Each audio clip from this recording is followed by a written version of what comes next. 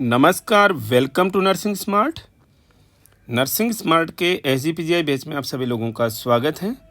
इस सेशन में हम देखने वाले हैं जनरल नॉलेज से रिलेटेड कुछ बहुत ज़्यादा इम्पोर्टेंट क्वेश्चंस। तो चलिए शुरू करते हैं।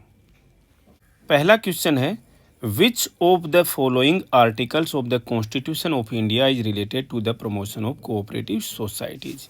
ये बहुत इंपॉर्टेंट क्वेश्चन है, बार बार एग्जाम्स में पूछा जा चुका है कि कोऑपरेटिव सोसाइटीज़ के प्रमोशन के लिए भारत के संविधान में कौन से आर्टिकल में वर्णन किया गया है, यानी कि भारत के संविधान में कौन से आर्टिकल में लिखा गया है कि कोऑपरेटिव सोसाइटीज़ को प्रमोट किया जाए, ज़्यादा से ज़्यादा कोऑपरेटिव सोसाइटीज़ हों।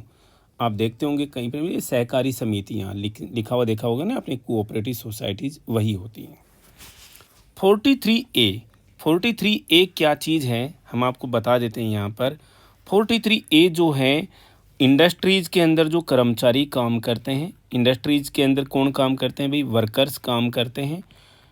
तो गवर्नमेंट कहती है, हमारा संविधान कहता है कि इंडस्ट्रीज़ में काम करने वाले जो वर्कर्स हैं उन्हें भी वहाँ के मैनेजमेंट में पार्टिसिपेट कराया जाए, यानी कि मैनेजमेंट के लिए उनसे भी कुछ पूछा जाए कि how to manage the industries, उनके प्लान्स हो या कुछ भी हो तो वर्कर्स की भी हिस्सेदारी होनी चाहिए, उनका भी पार्टिसिपेशन होना चाहिए इंडस्ट्रीज़ के अंदर मैनेजमेंट को लेकर के। ये चीज़ें कहाँ वर्णित हैं, संविधान के आर्टिकल 43A के अंदर वर्णित हैं। बात करते हैं 43B की। तो 43B के अंदर क्या वर्णन है, यही वर्णन है जो हम यहाँ पर बात कर रहे हैं कोऑपरेटिव सोसाइटीज़ को लेकर के। कोऑपरेटिव सोसाइटीज़ को लेकर के भारत के संविधान के आर्टिकल 43B के अंदर वर्णन किया गया है। किस चीज़ का, इनका जैसे फॉर्मेशन हो, क्या क्या चीज़ें हो सकती हैं, इनका जैसे मतलब कोऑपरेटिव सोसाइटी जो है वो कैसे बनानी है आपको, कोऑपरेटिव सोसाइटीज़ की जो फंक्शनिंग है उसको लेकर के, फंक्शनिंग को लेकर के ऑटोनोमस फंक्शनिंग उसकी होनी चाहिए, या फिर उसका जो डेमोक्रेटिक कंट्रोल जो है वो उसको लेकर के।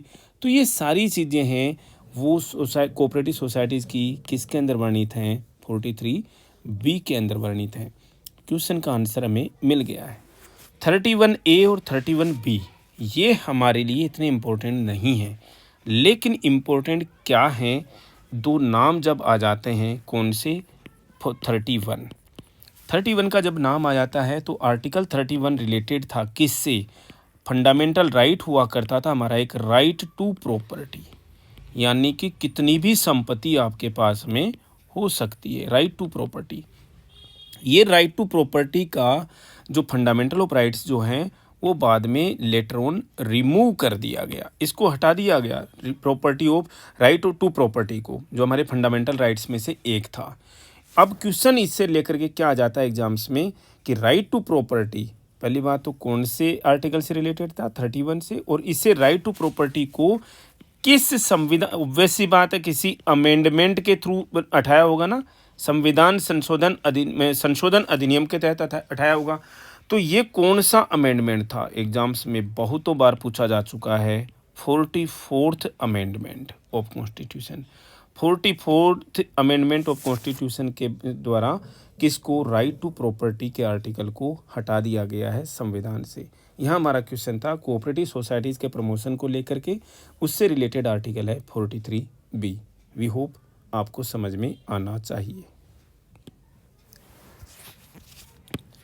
नेक्स्ट क्वेश्चन देखते हैं, विच of the following Nations was India's top trading partner in financial year 2019-20।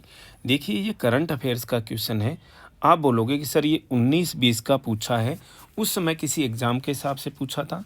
जी, ये प्रीवियस एग्ज़ाम्स में आया हुआ क्वेश्चन है, और 19-20 ही नहीं, हम पिछले लास्ट 3 जो फिनंशियल ईयर्स हैं हमारे, उनके अंदर इंडिया के साथ में जो टॉप ट्रेडिंग जिसकी रही है उनकी हम बात करेंगे। भारत के साथ में टॉप ट्रेडिंग में चाइना और USA दोनों के दोनों कंट्रीज़ रहे हैं, और लेकिन पिछले 3 साल से अगर आप देखा जाए तो USA जो है भारत के साथ में व्यापार के मामले में सबसे टॉप पर रहा है, सबसे ज़्यादा ट्रेडिंग करने वाला राष्ट्र है, देश है कौन, USA। सेकंड नंबर पर कौन है, चाइना है। तो आप 19-20 की बात कर लीजिए, जैसे 20-21 की बात कर लीजिए, 21-22 की बात कर लीजिए, 22-23 तो अभी चल रहा है, ठीक है। तो 19-20, 20-21, 21-22 तीनों फाइनेंशियल ईयर्स में ही यूएसए ने भारत के साथ में सबसे ज़्यादा व्यापार किया है। आंसर क्या हो गया? The USA.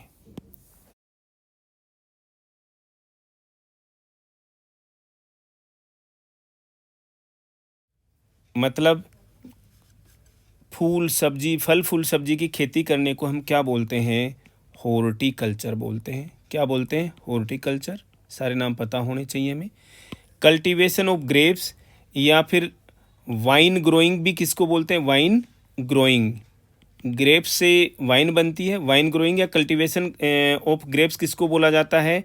विटीकल्चर को ही बोला जाता है। आपको अपना आंसर जो हो मिल चुका है यहाँ पर कि कल्टीवेशन ऑफ ग्रेप्स को हम बोलते हैं विटीकल्चर या फिर wine growing. Breeding of fish को क्या बोला जाता है? सारे के सारे इंपॉर्टेंट है। पीसी कल्चर बोला जाता है। पीसीज से आती है ना, पीसी कल्चर, पीसी कल्चर। और लास्ट है rearing of silk worms. Silk worm की rearing of silk worms to produce raw silk. Raw silk बनाने के लिए, तो इसे हम बोल देते हैं सेरीकल्चर। ये सारे के सारे इंपॉर्टेंट हैं अपने आप में। तो आपका आंसर क्या मिल गया आपको? विटीकल्चर किसको बोलते हैं? कल्टीवेशन ऑफ ग्रेप्स को बोलते हैं। ब्रीडिंग ऑफ फिश को पिसिकल्चर बोला जाता है। रियरिंग ऑफ सिल्क वर्म्स को सेरीकल्चर बोला जाता है। ग्रोइंग वेजिटेबल्स, फ्लावर्स और फ्रूट्स को क्या बोलते हैं? हॉर्टिकल्चर बोलते हैं। ये आज के जीके के सेशन से रिलेटेड कुछ बहुत ही ज़्यादा इंपॉर्टेंट क्वेश्चंस थे। वी होप आप लोग इनको सीरियसली लेते हुए पढ़ाई करेंगे और आगे के आने वाले हर एग्ज़ाम्स में आपके लिए इम्पोर्टेंट रहने वाले हैं। इस सेशन में इतना ही। मिलेंगे वेरी नेक्स्ट अपडेट के साथ। Thank you.